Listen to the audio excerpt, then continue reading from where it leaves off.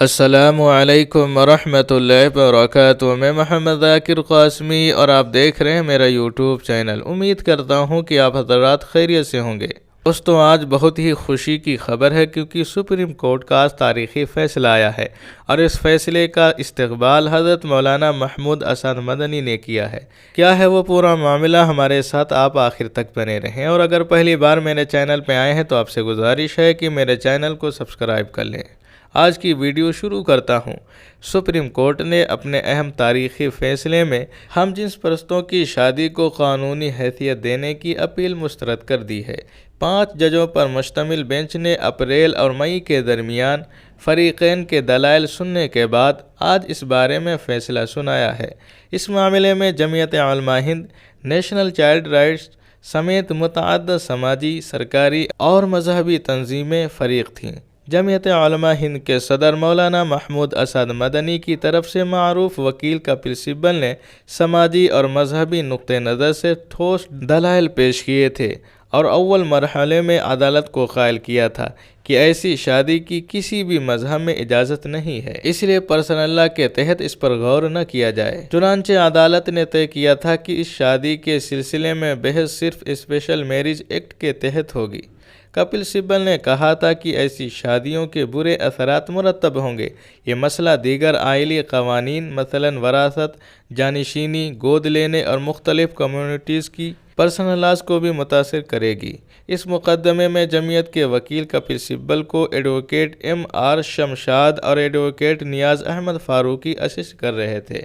آج فیصلہ سناتے ہوئے chief justice D Y Chandrachud نے کہا ہے کہ اس معاملے کا فیصلہ کرنا عدالت کے دائرے اختیار سے باہر ہے اور پارلیمنٹ کو شادی سے متعلق قوانین وضع کرنے چاہیے۔ سماعت کے دوران 5 ججوں پر مشتمل آئینی بینچ نے تسلیم کیا کہ صرف ایک قانون میں تبدیلیاں لانے سے کوئی فائدہ نہیں ہے، کیونکہ طلاق، گود لینے، وراثت جیسے تقریباً 35 دیگر قوانین موجود ہیں، جن میں سے اکثر مذہبی ذاتی قوانین کے دائرے میں آتے ہیں۔ چیف جسٹس چندرچوڑ کا کہنا تھا کہ اس بات پر ایک حد تک اتفاق اور عدم اتفاق ہے کہ ہم جنس شادیوں کے حوالے سے کہاں تک جا سکتے ہیں۔ جسٹس چندرچوڑ کے ساتھ 2 دیگر ججوں نے اس بات سے اتفاق کیا کہ عدالت ہم جنس شادیوں کو قانونی جواز فراہم نہیں کر سکتی اور نہ ہی عدالت اسپیشل میرج کی دفعات میں رد و بدل SMA ایکٹ کر سکتی ہے۔ سیکولر قانون ہے جو بین ذات اور بین المذاہب شادیوں کی سہولت کے لیے وضع کیا گیا ہے۔ عدالت کا خیال ہے کہ مقننہ یا پارلیمنٹ کو ہم جنس شادی کی اجازت دینے اور نہ دینے کا فیصلہ کرنا چاہیے۔ تاہم جسٹس چندرچوڑ نے کہا ہے کہ ریاست کو ہم جنس جوڑوں کو کچھ قانونی تحفظات فراہم کرنی چاہیے۔ اس کے لیے انہوں نے یہ دلیل دی ہے کہ ہم جنس پرست جوڑوں کو دیے گئے فوائد اور خدمات سے انکار کرنا ان کے بنیادی حقوق کے خلاف ورزی ہے۔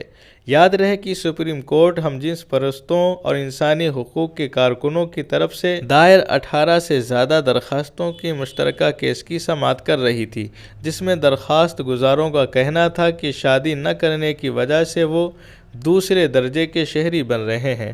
سپریم کورٹ کے 5 ججوں پر مشتمل بینچ نے اپریل اور مئی میں کیس کی تفصیل سے سماعت کی۔ عوامی مفاد میں اس عدالتی کارروائی کو لائیو اسٹریم کے ذریعے براہ راست نشر کیا گیا۔